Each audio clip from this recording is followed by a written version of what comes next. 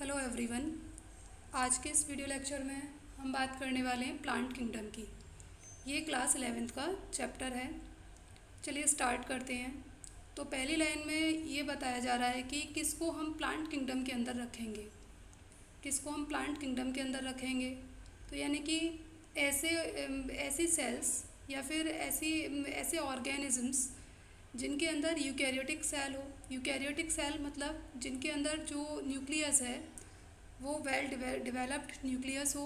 Cell organelles जिसके अंदर present हो उसको हम यूकैरियोटिक कहेंगे। साथ ही साथ कैसा हो, मल्टी सेलुलर हो जिसके अंदर बहुत सारी सेल्स का ग्रुप हो। मल्टी सेलुलर हो, chlorophyll containing and having cell wall, और जिसके अंदर क्लोरोफिल हो और साथ ही साथ क्या हो, सेल वॉल हो।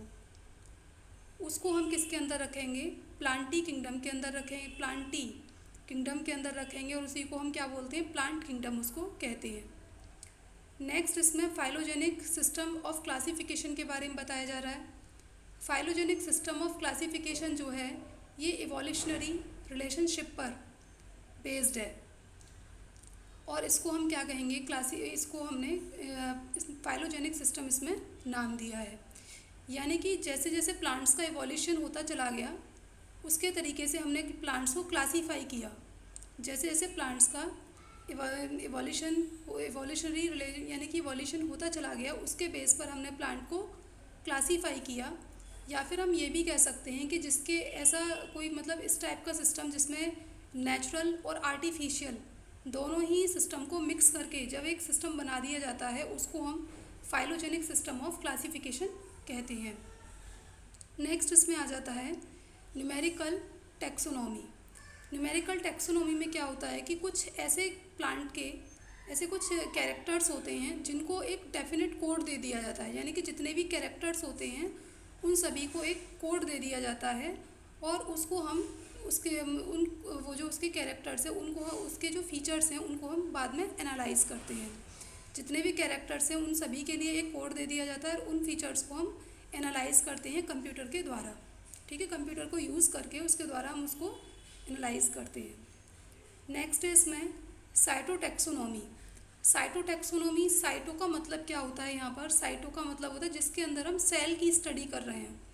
किसी भी ऑर्गेनिज्म के सेल की स्टडी कर रहे हैं तो जो प्लांट्स है इसमें भी हम किसकी स्टडी कर रहे हैं, सेल्स की स्टडी इसके अंदर की जाती है। साइटोलॉजिकल इन्फॉर्मेशन यानी कि हम सेल की पूरी इसमें इन्फॉर्मेशन होती है। अब जब सेल है तो सेल के अंदर क्या होंगे, क्रोमोसोम्स होते हैं। तो जैसे कि इसके अंदर हम क्रोमोसोम नंबर कितना है उनकी हम स्टडी करते हैं, उनका स्ट्रक्चर कैसा है और उनका बिहेवियर कैसा है उनकी हम इसके अंदर स्टडी करते हैं। नेक्स्ट आ जाता है इसमें कीमोटैक्सोनॉमी।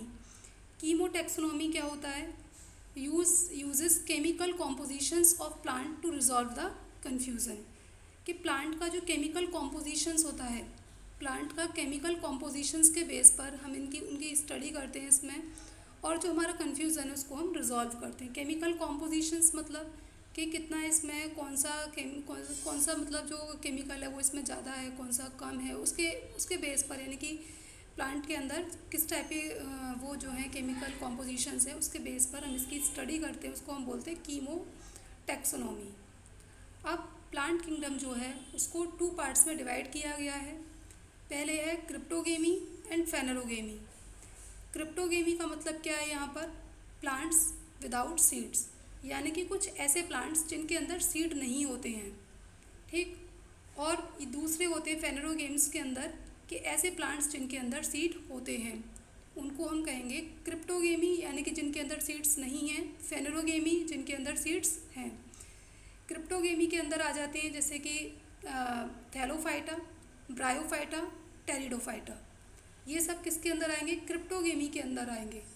और फेनेरोगेमी के अंदर आते हैं जिम्नोस्पर्म एंड एंजियोस्पर्म। ये सब फेनेरोगेमी के अंदर आते हैं। नेक्स्ट इसमें एल्गी के बारे में बताया जा रहा है। Algae, these include the simplest plants. इसके अंदर सिंपलेस्ट प्लांट होते हैं, यानी कि इनके प्लांट्स में डिफ्रेंशिएशन नहीं होता है। डिफ्रेंशिएशन या फिर इनकी जो बॉडी है वो थैलस लाइक होती है। यानी कि जो हम नॉर्मली प्लांट्स देखते हैं उनके अंदर क्या होता है कि लीव्स होंगी, ट्रंक यानी कि स्टेम होगा, जिसे हम ट्रंक बोल देते हैं, स्टेम होगा, और रूट्स होंगी। बट ये जो एल्गी है ये इस तरह से डिवाइड नहीं होती है, ना तो इसमें लीव्स होती हैं, ना इसमें स्टेम होगा और ना ही इसमें फ्रूट्स होती हैं। इसकी जो बॉडी है वो थैलस लाइक स्ट्रक्चर उनके अंदर होता है, जैसे कि ये इस टाइप से, फिर इसके ऊपर एक और ऐसे, इस तरह से जो इसकी बॉडी है वो थैलस लाइक स्ट्रक्चर को शो करती है। और जो इनके reproductive organs single called gametangia, इनके जो रिप्रोडक्टिव ऑर्गन्स होते हैं वो कैसे होते हैं, सिंगल होते हैं। रिप्रोडक्टिव ऑर्गन कैसे होते हैं, सिंगल होते हैं, जिनको हम क्या बोलते हैं, गैमिटेंजिया इनको हम कहते हैं। और इसके अंदर केवल और केवल इंक्लूड्स ओनली एल्गी, इसमें केवल एल्गी आती हैं। अब हम एल्गी को किस तरह से रिकॉग्नाइज कर सकते हैं, क्या क्या इसके ऐसे कैरेक्टर्स हैं जिसके बेस पर हम एल्गी को पहचान सकते हैं, क्या कैरेक्टर्स हैं इसके। तो पहली बात तो ये है कि इसकी जो पूरी की पूरी बॉडी है वो थैलस लाइक स्ट्रक्चर होता है, इसमें थैलस बॉडी होती है, और जो कैसी हो सकती है, यूनिसेल्युलर हो सकती है, विच में बी यूनिसेल्युलर, और कॉलोनियल यानी कि ये कॉलोनी फॉर्म करके रहती हैं, ये सिंगल नहीं मिलती हैं, जैसे कि एक यहाँ मतलब दूर दूर ना होकर ये कॉलोनी फॉर्म करके रहती हैं। फिलामेंटस भी हो सकती हैं और पेरेनकाइमेटस भी हो सकती हैं। फिलामेंटस यानी कि जिनका सिंपल एक फिलामेंट्स जैसा स्ट्रक्चर है, इस टाइप से ऐसे करके फिलामेंट जैसा जिनका स्ट्रक्चर होता है उनको कहते हैं। एंड पेरेनकाइमेटस, जिनके अंदर पेरेनकाइमा सेल्स होती हैं उनको कहते हैं पेरेनकाइमेटस भी हो सकती है। नेक्स्ट है यूजुअली एक्वेटिक, ज़्यादातर कैसी होती हैं, एक्वेटिक होती हैं, लेकिन कहीं कहीं क्या होता है कि ये टेरेस्ट्रियल, जो मॉइस्ट टेरेस्ट्रियल हैबिटेट्स होते हैं, मॉइस्ट टेरेस्ट्रियल हैबिटेट्स होते हैं, उनमें भी ये मिलती हैं। जैसे कि ट्री ट्रंक, जो ट्री का जो स्टेम होता है, ये जैसे ये कोई ट्री है और इसका ये इस टाइप से यहाँ पर ये क्या है, इसका स्टेम है, ठीक है। इस स्टेम के ऊपर ये जो मॉइस्ट एरिया है यहाँ पर ये उग सकती है, ग्रो कर सकती है। उसके ट्रंक पर जो वेट रॉक्स होती हैं, जो गीली रॉक होती हैं, उनके ऊपर भी ये ग्रो कर सकती है। और जो मॉइस्ट यानी कि जो गीली इसकी जो सॉइल होती है वहाँ पर भी ये ग्रो कर सकती हैं।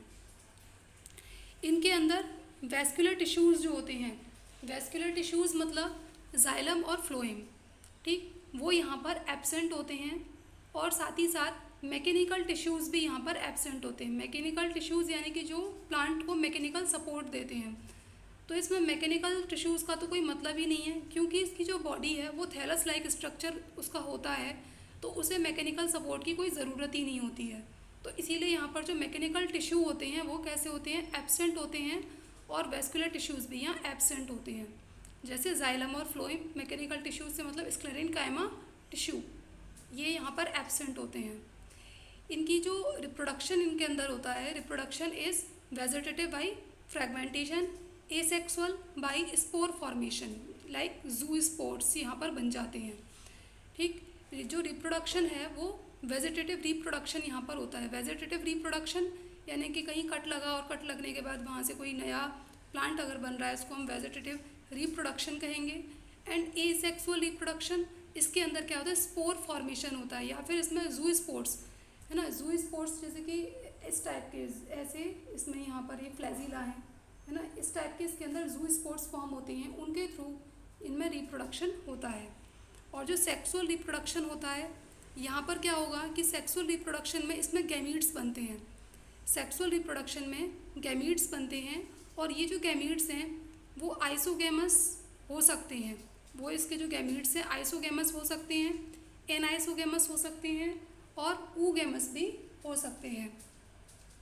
आइसोगैमस से मतलब क्या है, जिनके अंदर सिमिलर यानी कि एक जैसे गैमीट्स आकर मिलते हैं, एक ही साइज़ के जो गैमीट्स हैं आपस में आकर मिल रहे हों, एक ही साइज़ के गैमीट्स जब आपस में आकर मिलते हैं उनको हम कहेंगे, ये एक फीमेल का है और ये मेल का है, इस तरह से जिनके अंदर एक जैसे साइज़ के गैमीट्स आकर मिलते हैं उनको हम कहते हैं आइसोगैमस। और एनाइसोगैमस यानी कि एक गैमीट बड़ा है और दूसरा गैमीट छोटा, यानी कि डिसिमिलर, जिसमें जो दोनों के दोनों गैमीट सिमिलर नहीं होते हैं, उनको हम कहेंगे एनाइसोगैमस। एंड ऊगैमस यानी कि दोनों ही, इसमें किसी का भी साइज फिक्स नहीं है, उसको हम कहेंगे ऊगैमस, ठीक है। तो इस टाइप के गैमीट्स ये हो सकते हैं। इनकी जो लाइफ साइकिल है वो कैसी होती है, haplontic, diplontic and haplodiplontic. Detail में इसकी जो स्टडी है हम चैप्टर के लास्ट में करेंगे, क्योंकि ये वहाँ पर बहुत अच्छे से समझाई गई हैं कि हैप्लॉइड साइकिल कौन सी होती है, डिप्लॉइड साइकिल कौन सी होती है और हैप्लोडिप्लॉन्टिक साइकिल कैसी होती हैं। यहाँ पर अभी इतना समझ लीजिए कि जो हैप्लॉइड साइकिल्स होती हैं, यहाँ पर हैप्लॉइड फेज जो है वो डोमिनेंट होती है और उसी के बेस पर उसका नाम क्या होता है, हैप्लॉइड। और डिप्लॉइड कैसी होती हैं, जहाँ पर जो डिप्लॉइड फेज है वो बहुत ज़्यादा डोमिनेंट हो, उसको हम कहेंगे डिप्लॉइड। और डिप्लोहैप्लॉन्टिक यानी कि डिप्लॉइड और हैप्लॉइड दोनों ही बराबर, दोनों मतलब दोनों का जो पार्टिसिपेशन है इसके अंदर दोनों का दोनों बराबर है, दोनों बराबर अगर वो डोमिनेंट हैं तो उसको हम कहेंगे डिप्लोहैप्लॉन्टिक साइकिल। ठीक, अब एल्गी को कितने पार्ट्स में डिवाइड किया जा सकता है? एल्गी जो है उसे 3 पार्ट्स में डिवाइड किया जा सकता है। First one is Chlorophyceae. Chlorophyceae से मतलब यहाँ पर क्लोरोफाइसी यानी कि जिसके अंदर क्लोरोफिल का अमाउंट, वो ग्रीन पिगमेंट जिसके अंदर बहुत ज़्यादा है, तो इसको हम जो इसका कॉमन नेम है वो ग्रीन एल्गी है। क्लोरोफिल से ही बन जाएगा क्लोरोफाइसी, जिसके अंदर ग्रीन पिगमेंट ज़्यादा है, इसको हम कहेंगे ग्रीन एल्गी।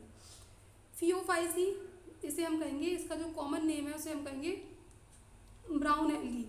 रोडोफाइसी, इसे हम बोलेंगे red algae.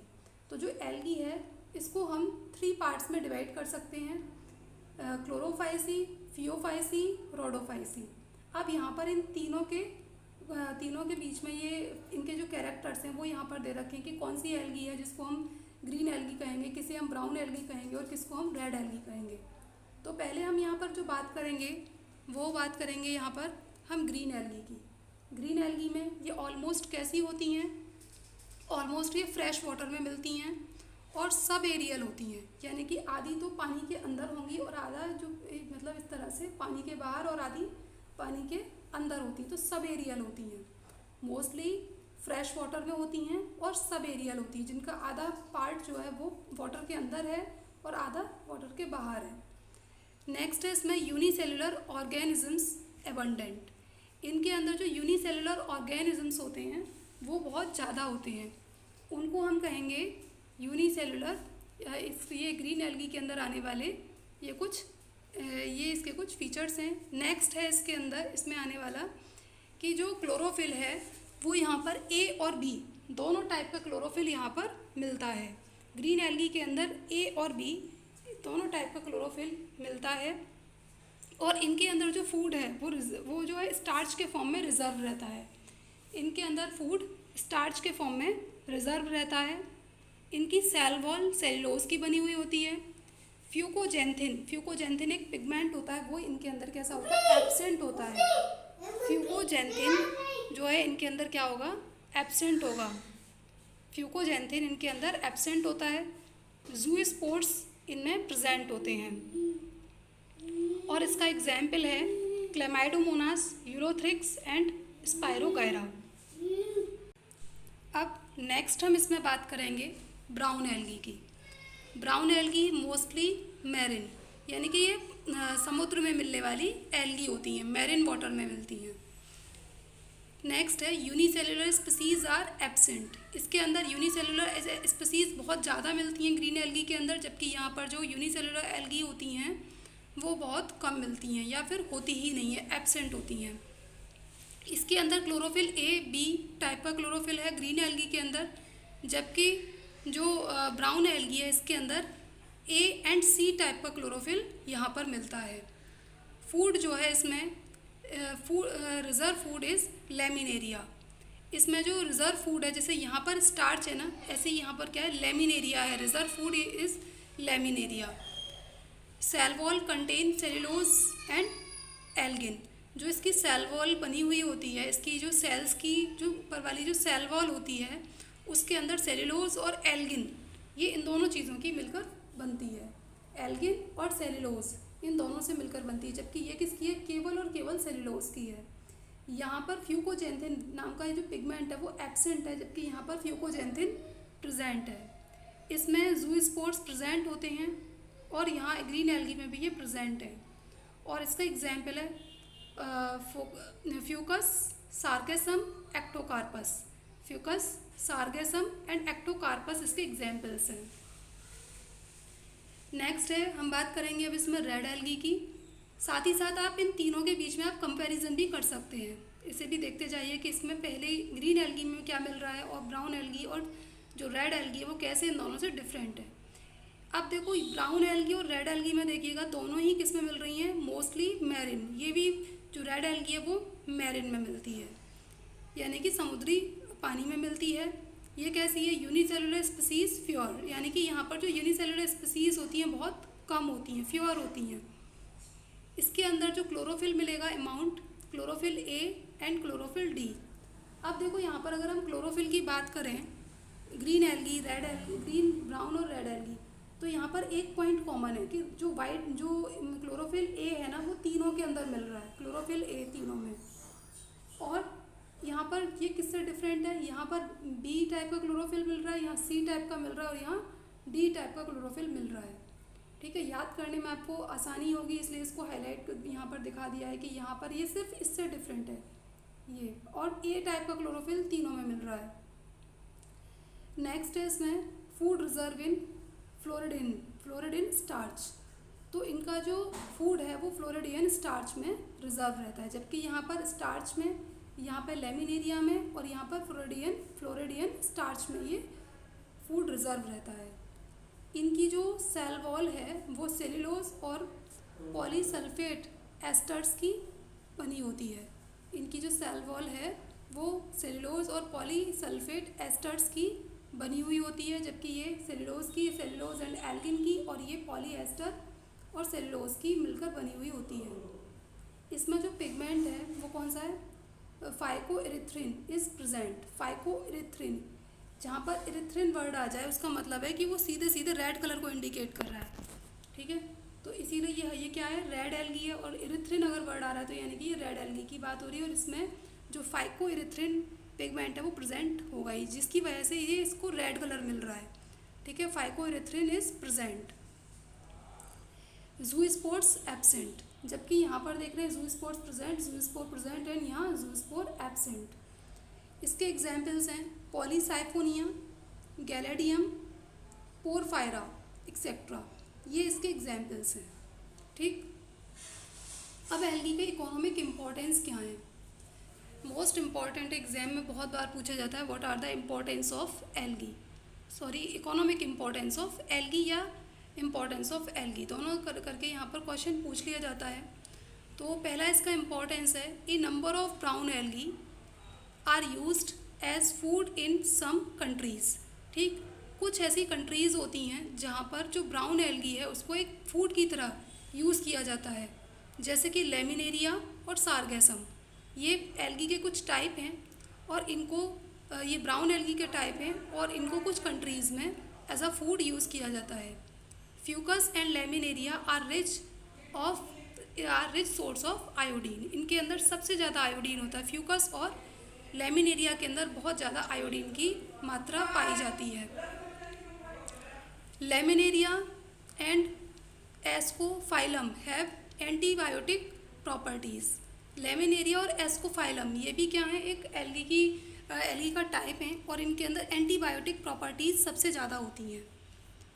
एल्गेनिक acid is obtained from Fucus and Sargassum which is used as emulsions, जिसका अब ये जो एल्गिन है और ये जो एल्गिन नाम का एसिड है वो फ्यूकस और सारगैसम से लिया जाता है और इसका यूज़ किस में किया जाता है, इमल्सन में इसका यूज़ किया जाता है। ठीक है, एल्गेनिक एसिड है वो फ्यूकस और सारगैसम से लिया जाता है, जिसका यूज़ इमल्सन्स में किया जाता है।